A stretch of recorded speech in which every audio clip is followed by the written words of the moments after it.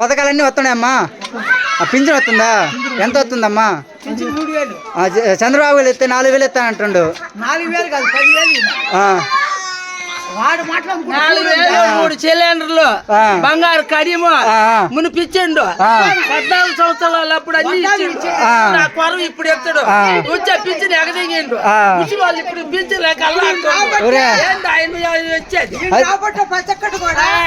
అలాగే చాయ్ పిల్లలు పాపం ఇద్దరు 3 పిల్లల కళ్ళు లేవు. పింఛన్ ఇప్పుడు రాలే. యారు తిరుగుతారు వాళ్ళు మించిన అంతే కదా. ఇళ్ళకి వచ్చి సొంతంగా ఉంటారు. వాళ్ళ ఇల్లు ఇద్దరు చాయ్ చూడండి. రేపు జగన్ వస్తే ఇంటికి తెచ్చిస్తున్నామా మళ్ళా వాలంటీర్లో? సంగతి మాకు తెలుసులే. 5 ఏళ్ళ నుంచి ఇంటికి తెచ్చి ఇచ్చిండు. అది పోయినవా అంతే కదా. సచివాళ్ళు అల్లాడినము ఇవాళ బ్యాకీలు చుట్టాలి. మీకు తిరగాలని అటు చేసింది ఎవరు? అటు తిరిగేదానికి చేసింది ఎవరు? నాయుడు అక్కడ పోయి చెప్పిండ కోర్టులో కేసు చేసిండు ఆయన. అసెంబ్లీ పోయి వారంట్లు వద్దు, ముసలి తప్పాలి, వడానికి చావాలా అని ఆయన అనిందట.